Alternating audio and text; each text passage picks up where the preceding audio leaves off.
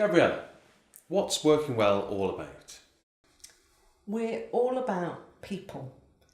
People in organisations and helping them to work well, to be at their best, and helping organisations to be successful by bringing out the best in their people.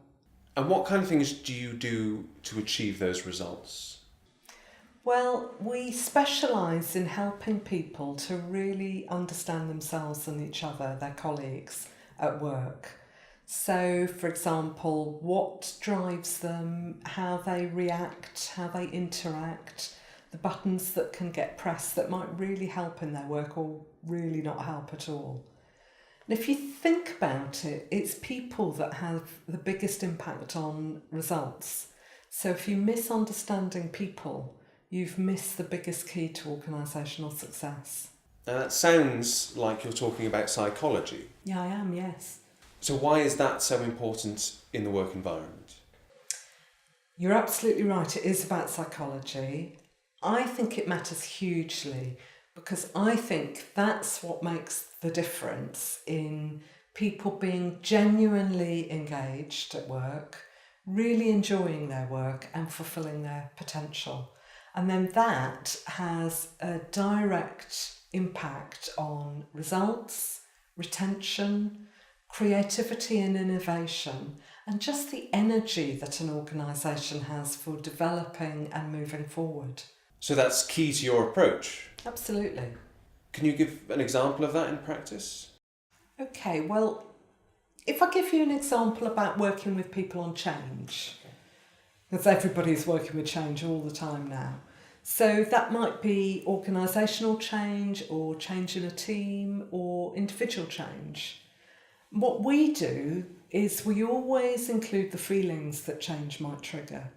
So it might be excitement, hope, anxiety, fear of being exposed, loss, all those different and sometimes very contradictory feelings. What we don't do is try to make things neat where they're just not. So that's not about dwelling in difficulties.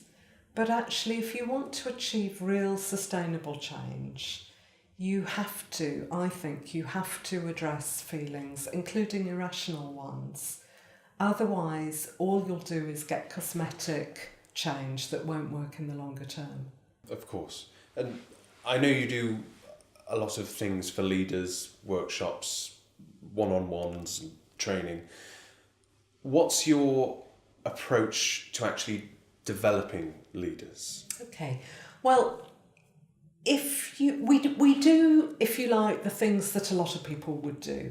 So we would help leaders with strategy, vision, leading people, motivating people, navigating their way through a constantly changing and now incredibly complex environment. But where we start, our approach is we start again from people and relationships. So we get leaders to lead in a way that suits their own personality, not some notion of what a leader should be like. And we help them to develop their authority. And that, again, that's personal, not just the authority that goes with the job. And also to develop their resilience, which is crucial for leadership. And we also help them to develop their emotional understanding, their emotional intelligence, and their understanding of the people they're leading and working with. And that totally changes the quality of leadership. So we talked about leaders and how they deal with their teams. Do you also work with the teams? Absolutely, yes, we do. We've probably all been in teams at some point, haven't we? And can think of times where we've had a really good experience in the team. It's been fun, rewarding, very productive. But also we can probably all remember the times that a team's been hell. Couldn't wait to get out of it.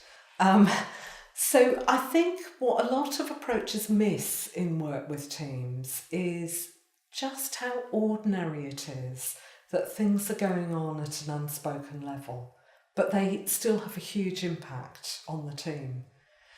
So I mean things like sibling rivalry, fear of being excluded from the team, difficulties with other people being different, And that might be, having a different race, a different religion, a different culture, but it might just be having different opinions or working styles. And really our work with teams helps them to make the impact of those unspoken things constructive rather than destructive. I think what's also often missed in work with teams is what can happen to them when they're stressed, and how really normal it is then that they can become very unproductive and get into conflict. And our work with teams builds their, if you like, their understanding of themselves, so they're much better able to manage their teamwork. You mentioned sibling rivalry. Yes. Does that only relate to family-run business, or how does that equate to a standard workplace?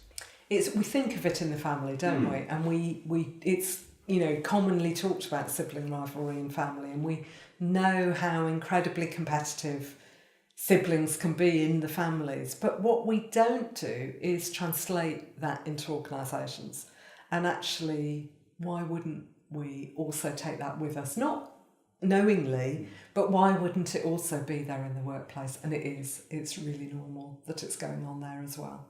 So you've talked about leaders and you've talked about teams, but how do you approach developing an organisation as a whole? When we're working with an organisation in terms of their overall development, our focus there really is on bringing in psychology so that change processes can actually work, not just be a bit of spin and glitter, that organisational culture can be transformed, and that getting the best out of people can really be put at the heart of organisational development. Now finally, in a nutshell, one sentence, why should people come to Working Well? In one sentence, if you really want to develop your people and you really want to make a difference, if you go to the places other approaches don't reach, that's why you should come to Working Well.